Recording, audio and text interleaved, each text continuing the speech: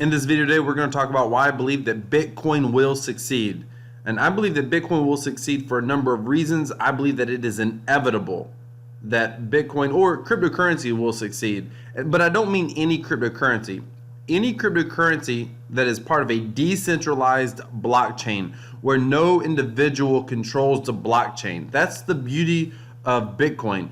Bitcoin is the first time in history that something of some sort of value, monetary value, has been able to be used in such a way that it is trustless and it is autonomous of an individual or an entity's control.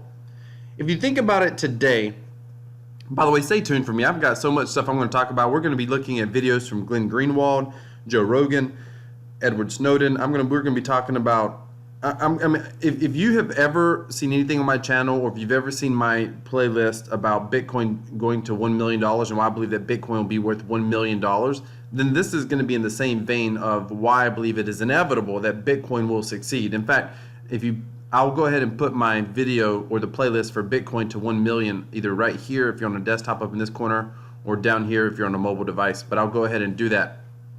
But Bitcoin in and of itself will succeed, or I believe any cryptocurrency that is a decentralized currency could potentially succeed. Right now it's Bitcoin because it's by far the market leader, and I would even say that it's growing. But there's several reasons why I think it's going to succeed. I think it's going to succeed. Well, first of all, you need to understand this. Let's start here. I got so many directions I want to go in, and this is going to be anyone who is interested in cryptocurrency. A lot of times people are interested in cryptocurrency because they want to just make money.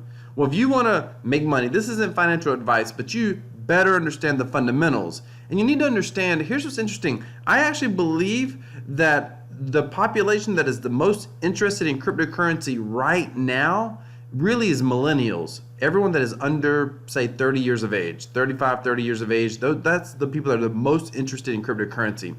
What is fascinating is I think millennials are being manipulated right now, and in some way, the decisions that they're making and the information, the decisions that they're making, the way that they are being manipulated, I believe, through marketing and politicians, really in some ways will ultimately help usher in cryptocurrency. The irony, I mean, those are the ones that are most interested right now. They'll be the ones that first adopt it right now.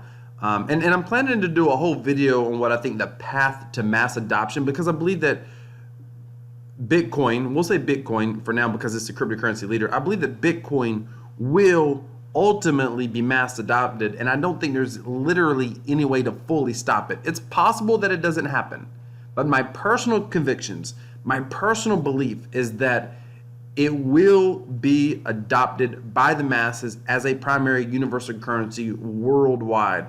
I genuinely believe that. And I may make a video a little later in the future. Put down in the comments if you want me to make a video about Bitcoin mass adoption and discuss the different paths to mass adoption. I've covered that a little bit in my Bitcoin to 1 million playlist. But if you want me to do a specific video on what I think the different paths, because I think there's several different ways that it can happen, to mass adoption can happen, then just leave a comment down below and let me know that. And if I get enough people saying that, then I'll consider making that video. But Bitcoin will succeed. Let's just talk about why I think it's going to succeed. I think, first of all, it's going to succeed. We'll go here because of freedom. In fact, I think it's going to be the loss of freedom that will cause people to clamor to a decentralized cryptocurrency. Freedom of what? Freedom from control. What does that look like? And you may be saying, but wealth, what are you talking about? Most of the world lives in free economic, free religious, some level of freedom of speech. I believe that is somewhat true, but I believe that freedom is getting is evaporating through policy changes daily, and I'm going to show you proof of that in this video. Absolute historic proof of how it's happened here in the U.S. from a whistleblower himself. So, and let's just, before we go there, let's just look at the life cycle of all democracies. So this is the life cycle of democracy. This is estimated to be about a 200-year life cycle.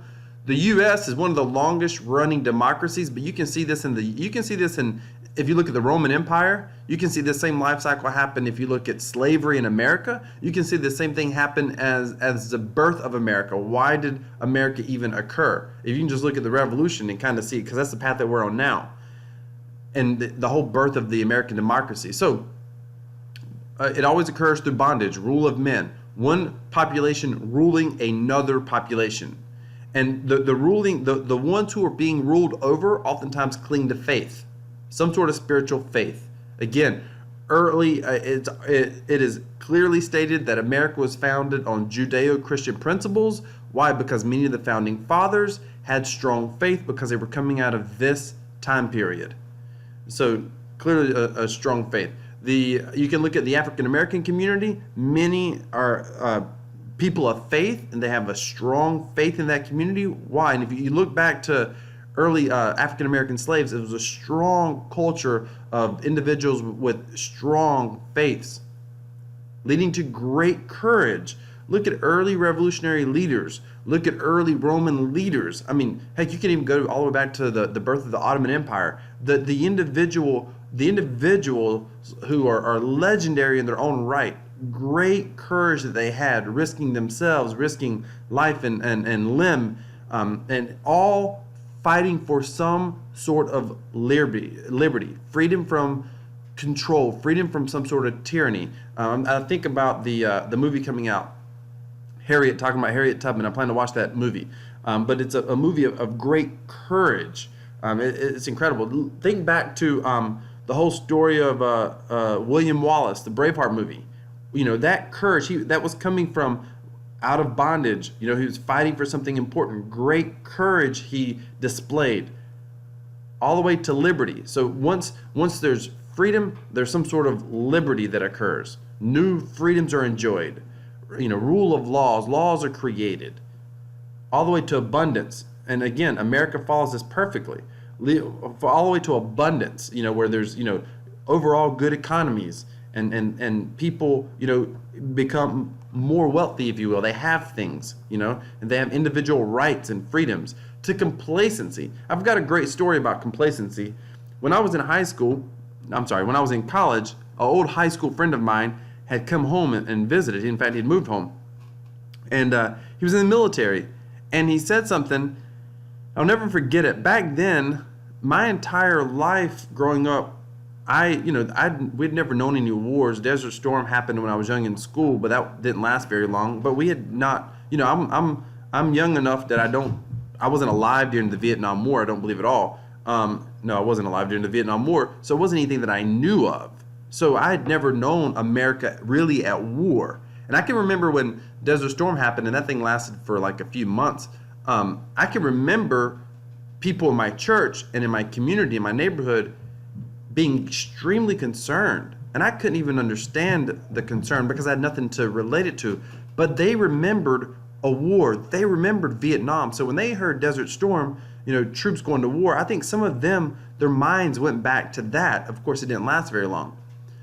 But my friend in college, I was in college, he was a young guy in the military, and he said, I think that we are going to be in another war soon. And it sounded so weird to hear him say that. Like, what are you talking about?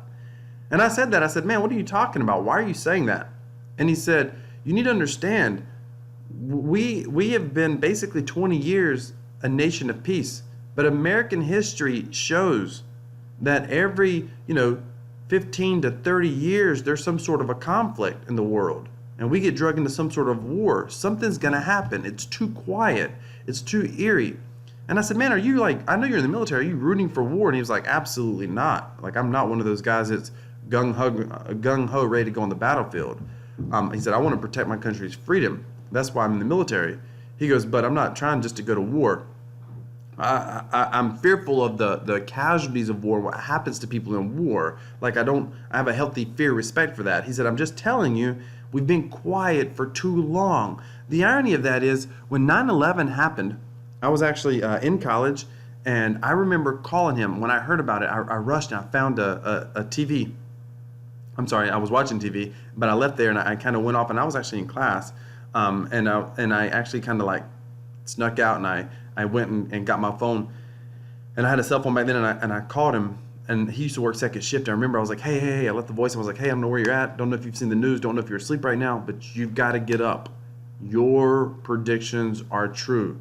And of course, back then we didn't know how bad 9/11 was going to get. We didn't know if there was one airplane, then there was another, then there ended up being a third. We didn't know if there was going to be 3 more, 4 more, whatever happened. But I just remember thinking, oh my goodness, because us as a part of the general population never really saw that coming. And so I went to him and I was like, hey, or I called him. I was like, hey, you gotta get up. Long story short, he was already up and was watching the TV. But anyway, we went from complacency to apathy, and now this says that we're in apathy now.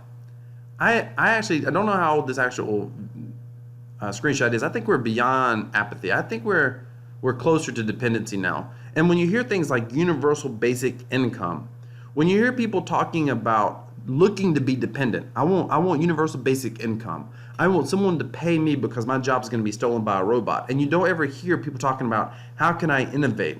What skill can I learn that will never be able to be replaced by robots, for example?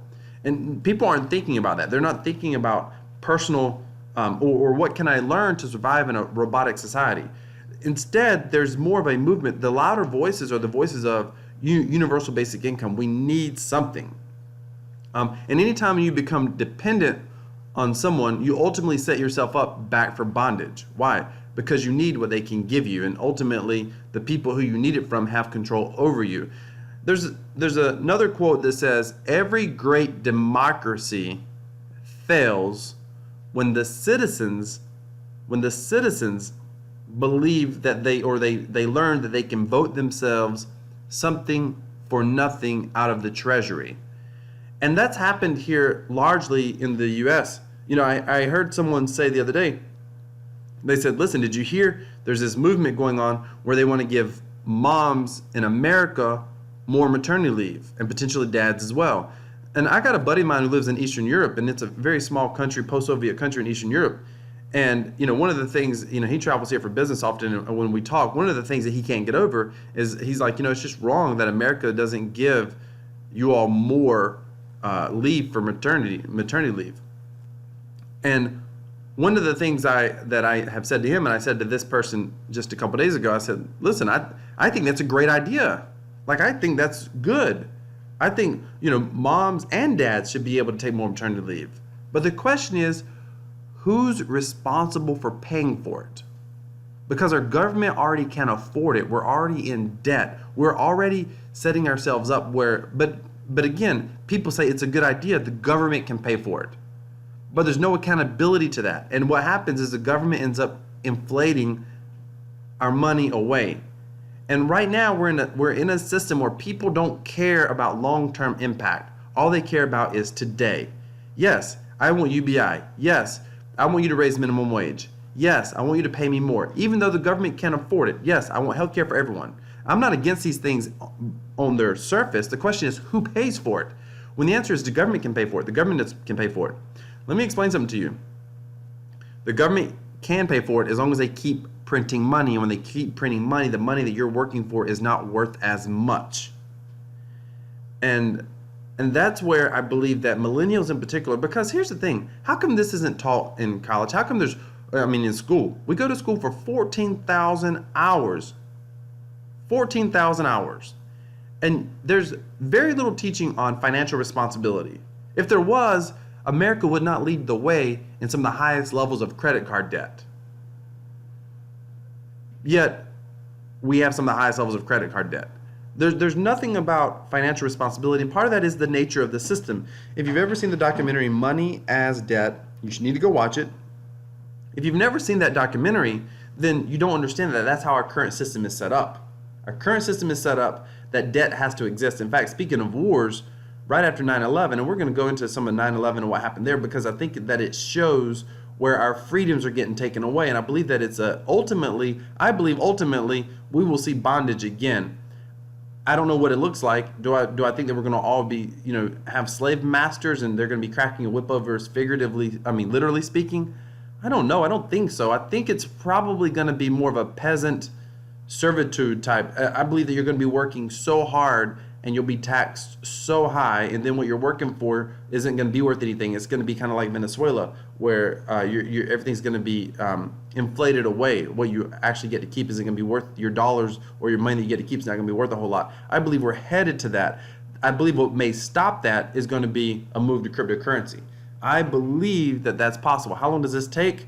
Not really sure. There's a lot of factors that play a part in here. How different countries jockey. I'm oversimplifying this, but if I do a video on mass adoption, I'll talk about more about what this might look like in a couple of different ways this may exist. I want to talk for a moment about privacy and the need for privacy.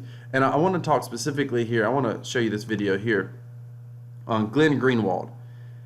Right now, people don't value privacy enough. And if you don't know who Glenn Greenwald is, he's a reporter that Edward Snowden basically went to when he reported that the NSA was spying. But he was given a TED Talk here. By the way, you can go look this up, Glenn Greenwald, Why Privacy Matters. We're just going to listen to this for 3 or 4 minutes, 5 minutes maybe. I want you to hear what he has to say. Right now, unfortunately, millennials are being raised up. And those of you that are you're over 40 years of age, for you, Facebook, Instagram, and social media isn't real life. It's just a part of your life. But if you've grown up, if you're 30 years old, you've grown up with social media. Social media is as part of your life as your neighborhood is a part of your life. Like, it is your life. There's not the same psychological barrier. There's not like in real life versus your virtual life. Like, it's all a part of your life. And in this environment, when you've grown up with Google and Facebook and the Instagrams of the world and so different social media, then you've grown up in a place where you're accustomed to not having privacy. I mean, millennials literally are getting manipulated to give up their own privacy. And the argument is, why does it actually matter? Well, it matters. I think that's a whole video in and of itself. But I want to talk about what Glenn Greenwald has to say in this TED Talk. And again, I encourage you to come watch the entire video. But let's listen to what he has to say. Common sentiment that arises in this debate, even among people who are uncomfortable with mass surveillance, which says that there's no real harm that comes from this large-scale invasion because only people who are engaged in bad acts have a reason to want to hide and to care about their privacy. This worldview is implicitly grounded in the proposition that there are two kinds of people in the world, good people and bad people. Bad people are those who plot terrorist attacks or who engage in violent criminality and therefore have reasons to want to hide what they're doing, have reasons to care about their privacy. But by contrast, good people are people who go to work, come home, raise their children, watch television. They use the internet not to plot bombing attacks, but to read the news or exchange recipes or to plan their kids' Little League games. And those people are doing nothing wrong and therefore have nothing to hide and no reason to fear the government monitoring them. The people who are... Listen to what he's about to say, because I think this is extraordinary to conceptualize. I believe by nature, every human wants their life to matter. But listen to what he says. The people who are actually saying that are engaged in a very extreme act of self-deprecation. What they're really saying is, I have agreed to make myself such a harmless and unthreatening and uninteresting person that I actually don't fear having the government know what it is that I'm doing. That's sad. That goes back to this right here. Dependency to bondage. Like, I don't even care that they know what I'm doing. I don't even care if my masters know what I'm doing. That's sad that there are people who subconsciously on some level aren't aware that that's what they're saying. What he says, continues to say this next couple of minutes is pretty incredible. He starts talking about Google's response, meaning the CEO says one thing, but then they do something else. This mindset has found what I think is its purest expression in a 2009... Pay careful attention to the hypocrisy here, because I think sometimes the sound bites get played by the media, but the reality of the situation isn't really known.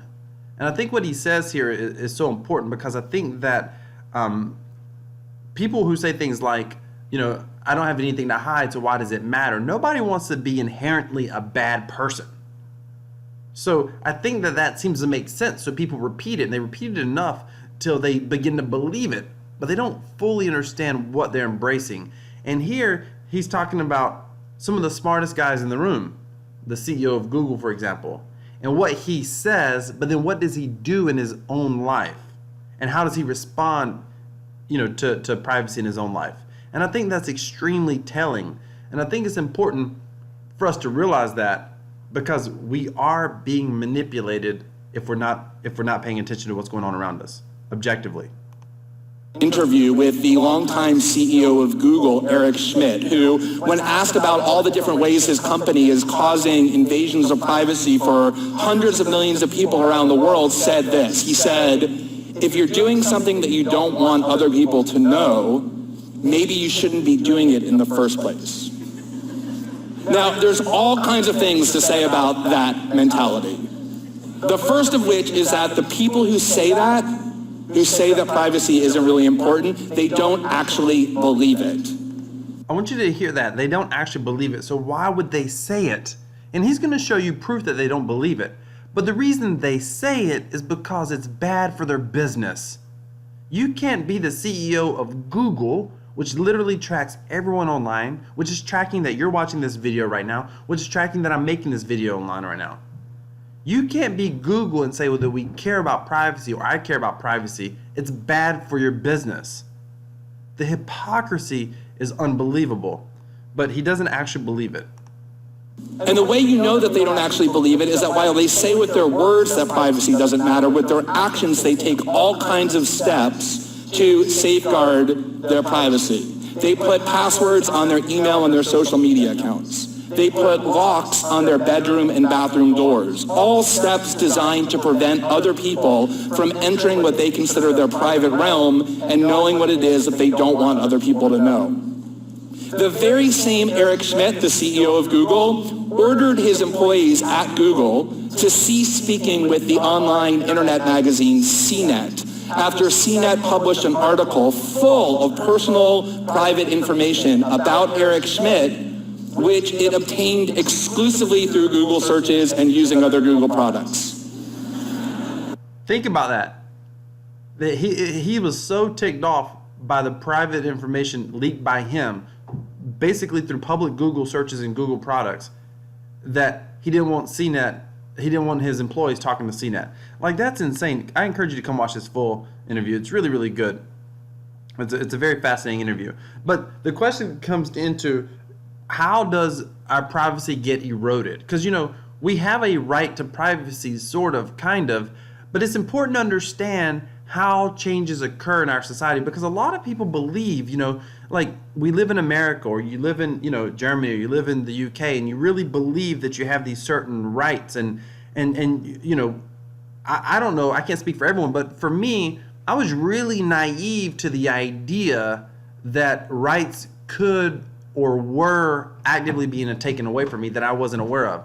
And I think it's really fascinating to hear. This is an interview, this is a long interview that Joe Rogan did with Edward Snowden. This is another video that's really, if you want to understand the fundamentals, if you want to see why Bitcoin will succeed, ultimately, because I believe it's a call for freedom, and I believe that people will ultimately go to a decentralized cryptocurrency for all sorts of freedom, for all sorts of privacy, to have control of their own wealth, to know that the government can't manipulate their wealth and can't inflate it away. So I want to talk about that for a moment. Let me see, where is it at? Oh, I want to show you this real quick. This is a Shadow Stats, is basically a website that basically goes back and shows how inflation, the blue line is how inflation was calculated prior to 1990. The red line is how it's inflated, how inflation is calculated today. So prior to 1990, they adjusted how inflation was measured based on they needed to pay out Social Security payments. And if you don't know this, if you're too young to collect Social Security, which I'm assuming you are if you're watching this video in most cases, Social Security is supposed to pay out based on inflation. Let me back up for a moment. Let's talk about Social Security for just a minute really quickly, because I think if you understand how Social Security was created, you can understand how privacy was taken away, because we lose freedoms step by step, incrementally. And I believe that's ultimately why people are going to turn to something like Bitcoin, and why Bitcoin will succeed, because I believe that people are going to turn to a decentralized cryptocurrency at some point in this process when they realize that their financial freedoms are getting taken away. And part of that freedom is the freedom to keep your own wealth. So, for example, right now, based off this chart, you're losing your wealth, the value of your savings account is going down by around 6% ish every single year, while the government says it's only about 1 to 2%. But if you calculate prior to 1990, so why do these calculations change? Because if you know anything about the money that our government owes, one of the single biggest thing that they owe is Social Security payments. And Social Security it's a debt that we can't pay right now. So one of the things they do to pay less is Social Security payments are supposed to go up with inflation. But what they do is they change how they calculate inflation. That way they pay less. Before 1990, the blue line is how Social Security payments were paid to your parents and grandparents. After 1990, they used the red line. That's crazy to think about. That they basically are stealing money from our parents and grandparents, money that they worked for. Now, even the creation of Social Security, if you don't know how that occurred, it almost didn't, if you go look at the history of Social Security, it almost didn't get through Congress. It almost didn't become a law. The one thing that changed, and basically the idea was people are too dumb or too stupid, or they're not smart enough, they're not mature enough to be able to save for their own retirement. So the government should take that money and keep it safe for you, so nothing happens. We'll take your money, we'll force you to give it to us, but it's okay because it's your money, and we'll pay it back to you in later years towards retirement. Now, a lot of people didn't like that. I mean, if the government told you today, you give me your money and you don't have a choice about it, and I'll give it back to you later, it makes you wonder why. But what happened, that law barely passed, and the way that it passed ultimately was it was written in there that the government had to segregate the funds, meaning that they couldn't spend the money. It had to be, in theory, set up in different bank accounts, in theory. Or it was a whole separate fund. It was a Social Security fund. Nobody could touch it. It finally passed. You know, the politicians, the few holdouts felt like their constituents, their voters, wouldn't vote against them as long as they knew that those funds would not be touched ever. So it passed. Well, then what happened is a few years go by, 2, 3, 4, 5 years, maybe 10 years, I'm not sure exactly, but all of a sudden it was like the government needs money, needs access to money. And we don't want to do things like print money that will create inflation, and they know inflation is bad. So what can they do? The government is a master at kicking the monetary can down the road. So what they decided to do was they decided to start spending that pile of Social Security money with the goal of, we'll pay it back. Well, they've never actually paid it back. They paid it back as it comes in. And the problem with Social Security is it's a literal Ponzi scheme the way it's set up now. There's more people needing Social Security payments because of the baby boomers. There's more older people needing Social Security payments than the younger population, the millennials that are working right now, can make money, pay taxes fast enough to go to the current recipients of Social Security. But that wasn't ever the way it was supposed to be. It was supposed to be your money you earned came back to you in older age. But the government has been spending that money. And so if you look at how Social Security happened and how that whole debacle occurred, that's how everything happens. This is interesting right here. In this little segment, we're only going to watch a couple minutes here, but it's a 2-hour interview with Joe Rogan. This little segment here is fascinating. He talks about how privacy, when you hear things like deep state and you hear these conspiracy theories, the fascinating thing about Edward Snowden is he doesn't buy into a lot of the conspiracy theories as far as chemtrails and all this stuff you hear people say. He's like, look, there's no proof of that. I've looked for it. I had access to that info. But he talks about what really does happen in society and how government does manipulate. Listen to this. Here's how the government basically eroded privacy over 9/11 issues. But what happened in the wake of 9/11 was a whole bunch of government officials got together behind closed doors, and this was actually led, interestingly enough, by the Vice President of the United States, Cheney. Everybody remembers that name, or hopefully can look that name up, Dick Cheney, and his personal attorney, sort of the Giuliani of Dick Cheney, a guy named David Addington. And this lawyer, David Addington, wrote a secret legal interpretation that no one else was allowed to see. Okay, I understand that. So he wrote an interpretation. If you go to a lawyer and you have a lawyer look at something for you, a lawyer is going to give you his opinion, an opinion that he should argue if you ever had to go to court. At higher levels, it's the same thing. That he's writing an interpretation of if we ever have to go to court, this is our interpretation of the law. But if it's an interpretation of law, it should be publicly debated, understood. Different lawyers can disagree, this sort of thing. He wrote this interpretation secretly, extremely secretly, essentially highly classified. Listen. It was kept in the vice president's safe at the White House. They weren't giving this, even when they told people, and it was just a couple people in Congress. Nancy Pelosi was one of them, and a couple of these other folks. When they talked to the heads of the agency, the NSA and the CIA and the FBI and all this stuff, they told them, the White House and the Office of Legal Counsel and, the president's attorneys, all of these guys had decided this would be legal to do. But we can't tell you why. We can't show you the legal authorization for it. You just got to take our word for it. And so they did this, and this became a mass surveillance program called Stellar Wind, which they said was supposed to monitor the phone calls and internet communications, emails, and things like that of everybody in the United States and around the world who they could get access to for links to Al-Qaeda. Because if you remember, in the wake of the September 11th attacks, they were saying, we thought there could be sleeper cells of Al-Qaeda that were just, peppered all throughout the country, and they were going to spring up at any moment. Of course, like weapons of mass destruction, it just didn't exist. It was all a power grab. But on that basis, they started doing this in secret, and it was completely unconstitutional. It was completely illegal, even under the very loose requirements of the Patriot Act. By the way, I want you to catch that. Anytime government tries to take control, they always do it. The PR spin is it's for safety. It's for security. It's for because in this case, there's sleeper cells. We've got to do this. There's sleeper cells.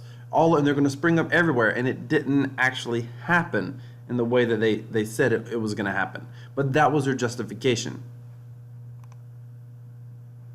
But they did it for so long that they got comfortable with it. And they thought, this is a really powerful capability. What if we started using this for stuff that was other than terrorism? Because it wasn't finding any terrorists, because there weren't any terrorists in this context that they were looking for them.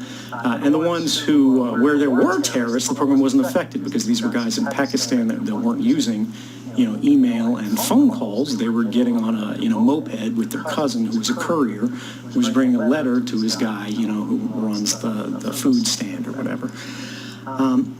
But bit by bit over time, this grew and grew and grew, and there were scandals. And if you want to drill down on these later, I'll go into them. But what happened was step by step by step, our constitutional rights were changed, and we weren't allowed to know it. We were never granted a vote on it. And even the many members of Congress, 535 in the United States, they were prohibited from knowing this. And instead, they told only a few select people. In the original case, there were only 8 members of Congress, called the Gang of 8, who knew about this. Then there were the people on the intelligence committees, both in the Senate and the House, who were told about this. But they were only told partially about it. They weren't told the full scope of it. And now that they had been told about it, because they had security clearances and things like that, they weren't allowed to tell anybody else, even if they objected to it. And we had one senator, Ron Wyden, and another one, I believe, Tom Udall was the name of him, who did object to this and who wanted something to happen, but because they couldn't tell anybody that was happening, they were sort of doing these weird Lassie barks to the press, where they were like, we have grave concerns about the way these programs are being carried out. But nobody knew what they were talking about. And so journalists were like, they've got concerns. What is that, Lassie? What are you trying to say? Timmy's doing well? But they were getting it wrong. They couldn't tell what was happening. And so what had happened was that we, the American people, had sort of lost our seat at the table of government. We were no longer partner to government. We had simply become subject to government. And I think everybody who's in the world today, who is aware of what's going on, whether it's under this administration, the last administration, the one before that, they have seen a constant kind of shift where we, the public, have less say and less influence over the policy of government.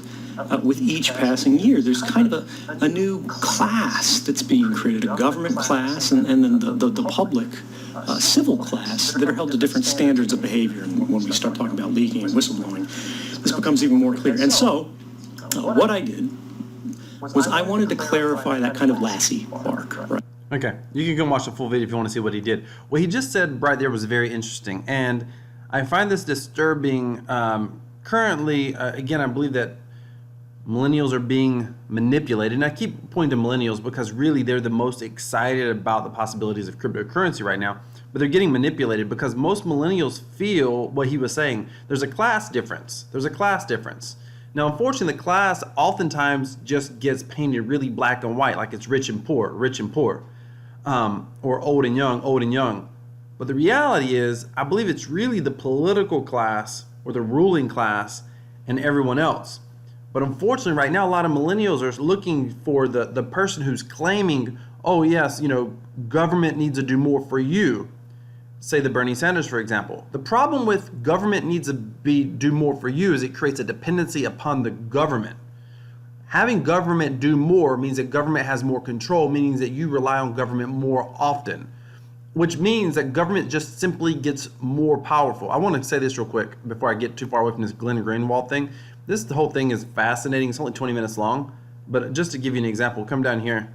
I've never had more of my opinions changed in 20 minutes. Like, it really is an incredible piece that he does here. And this Edward Snowden's whole story is kind of fascinating. Unfortunately for Edward Snowden, he was too late.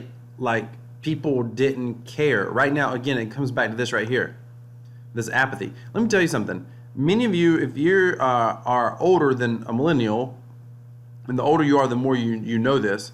I'm not a millennial, but I can tell you that when I was a kid, a lot of the adults had been in Vietnam, and a lot of the much older adults had been in like World War II.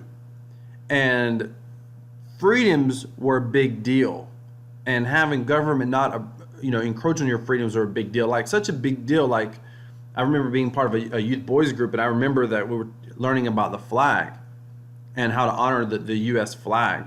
And I can remember some of the men, like fathers of the other boys that were in the group, like when they talked about not dropping the flag, there's a couple of men and not stepping on the flag and honoring and respect the flag. There were a couple of men who literally teared up. Why did they tear up? It seems so weird. It's just a symbol of a nation.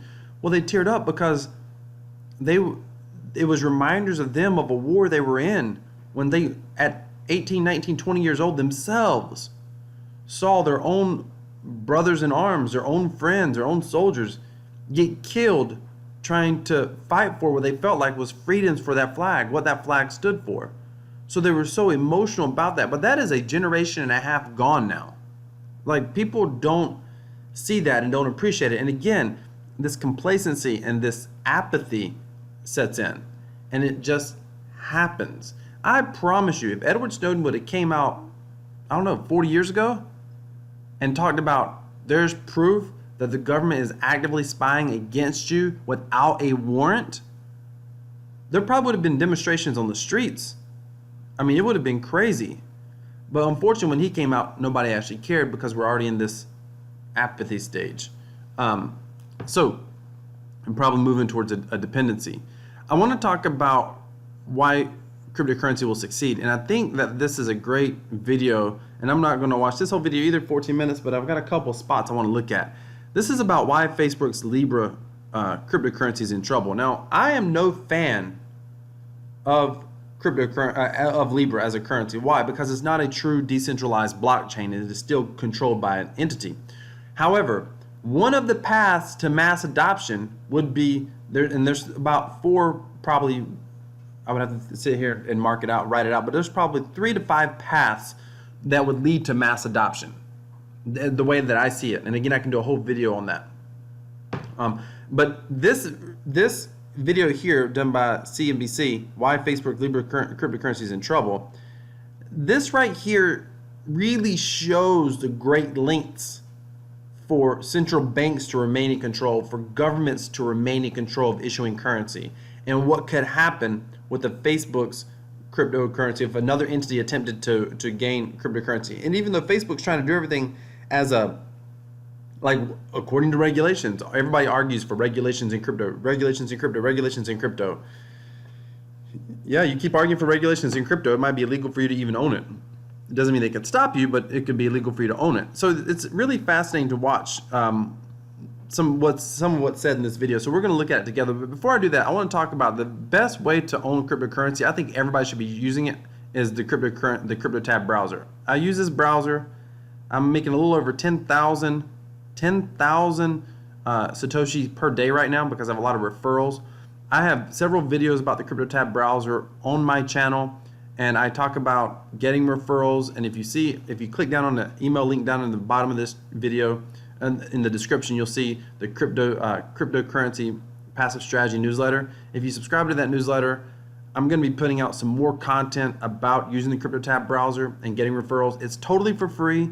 It runs in your background, doesn't cost you anything, but literally, I've gotten $5 in cryptocurrency right now in about 4 or 5 days just by using this browser.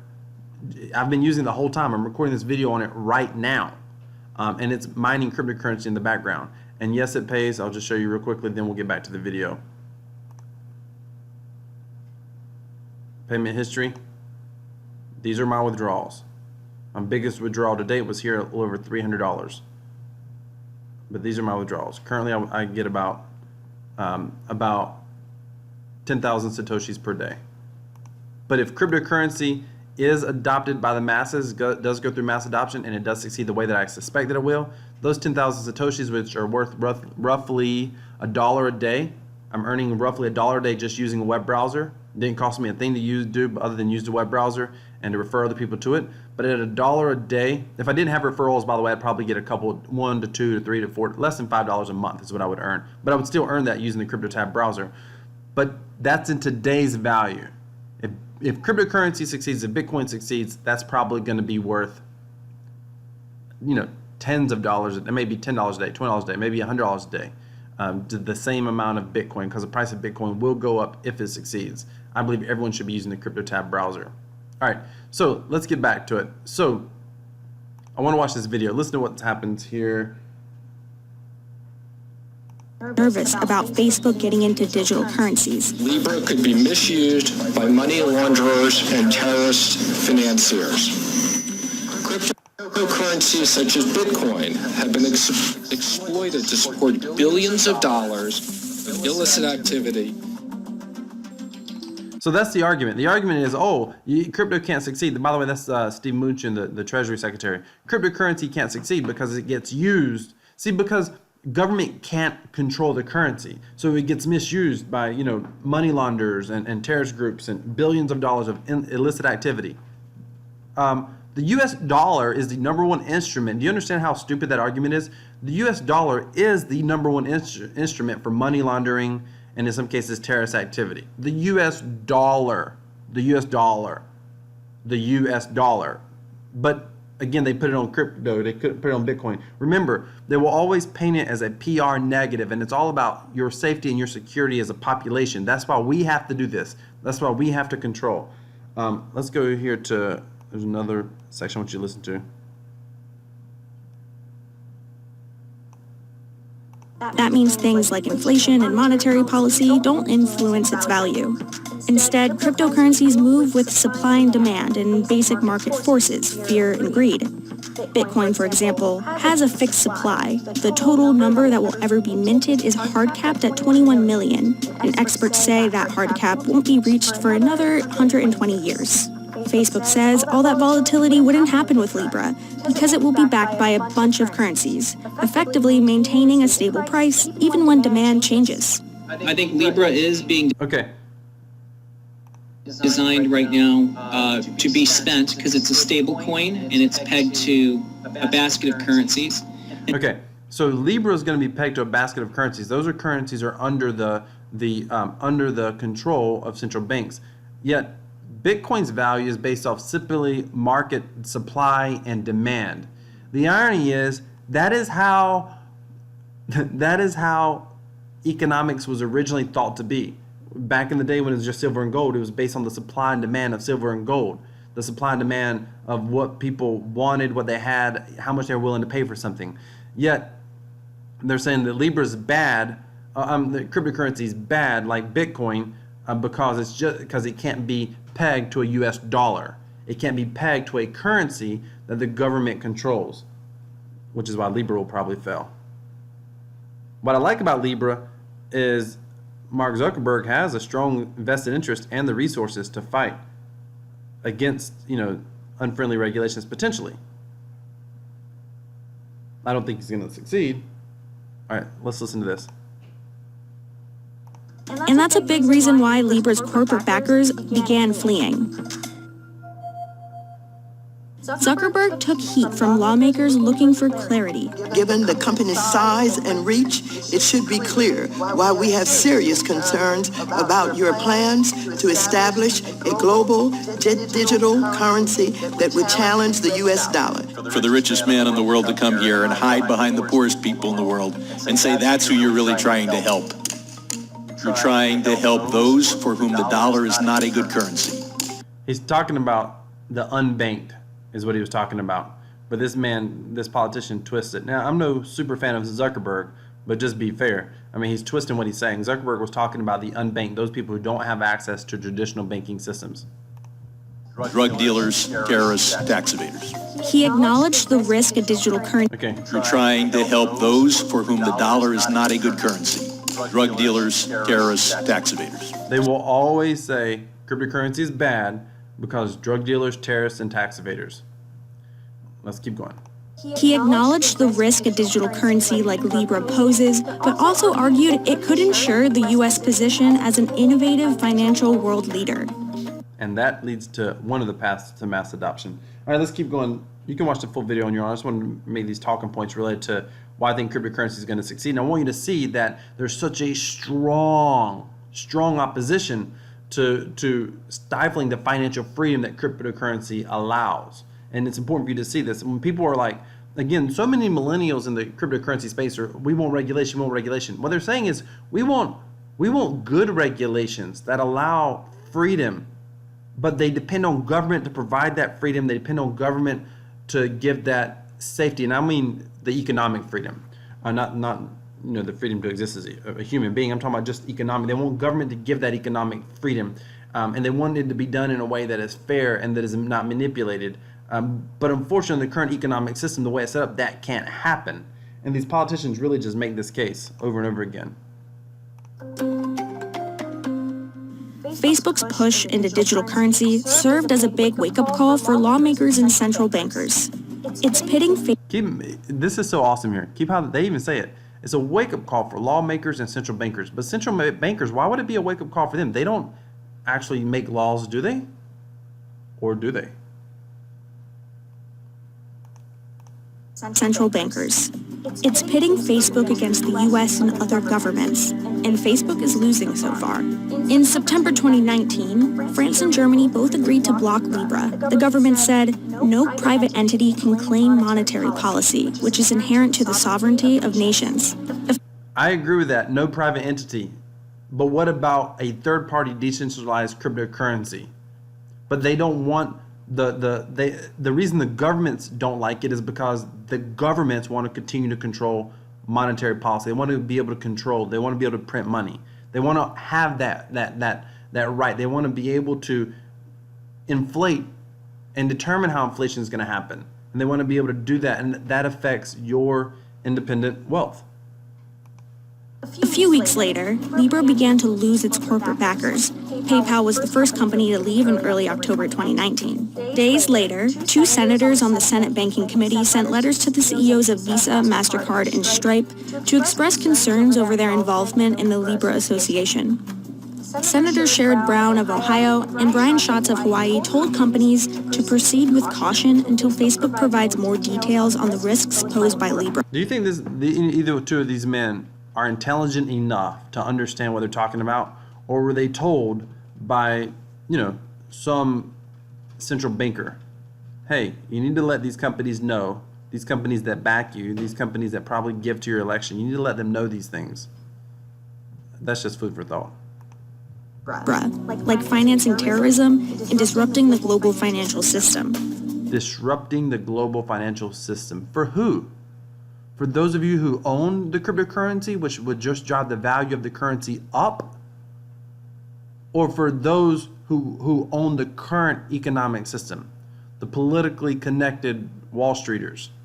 And when I say the politically connected Wall Streeters, I mean everyone in politics who's connected to Wall Street and everyone in Wall Street who's connected to politics, central banks, etc. A few days after the senators sent the letters, eBay, MasterCard, Visa, and Stripe announced they would leave the Libra project. The U.S. Treasury Department had also been privately pressuring Libra's corporate backers, according to the Wall Street Journal. The Treasury Department of the U.S. was telling Visa and MasterCard, you can't work with Libra. You think about that. Why would the Treasury Department, unless they had something to fear? The opposition to Libra is coming from countries with established financial and payment systems where Is coming from countries with established financial and payment systems, countries with strong central banks. The reason that is the case is because those are the ones that fear it. Countries like Venezuela, that's a whole different ballgame altogether. Those countries need something to add stability to their economy. a majority of the population already has bank accounts. That's not really the kind of user Facebook has in mind with Libra. It's going after the world's unbanked population. You know, that unbanked world is a lot larger than we all appreciate because anyone living in the U.S., you know, has pretty simple access and low-cost access to banks. Facebook points to statistics that show 31% of adults in the world don't have a bank account. That's about 1.7 billion people globally. And many of them can't even get a bank account, but they can set up a crypto wallet. So, all right, let's go. I want to look at this real quick. This is good. And his government also wants a piece of the action. China's central bank has made some. It's not just Facebook making waves in the digital currency. This is another path. In this video, we've touched on about 3 different paths to mass adoption and the way that I think mass adoption is going to occur. And this is a hint to another one of those paths right here. Market. China's government also wants a piece of the action. China's central bank has made some very public announcements that they're going to compete with the private digital currencies in their economy by having a crypto version of the renminbi, their own currency. And there have been a lot of central banks around the world researching this over the last 5 or 6 years. The People's Bank of China announced in August 2019 that it's close to launching its own digital currency, saying the rationale behind the move is to protect its foreign exchange sovereignty.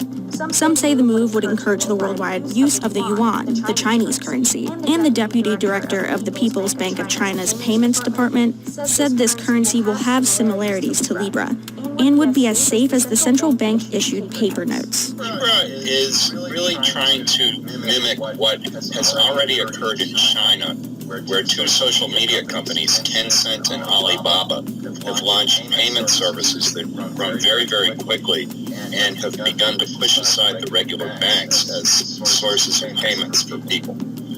And if you look at how quickly the Chinese social media companies have grown and the fact that they're now going abroad into other countries, there seems to be an opportunity for companies like Facebook, Google, Amazon to create a very similar service.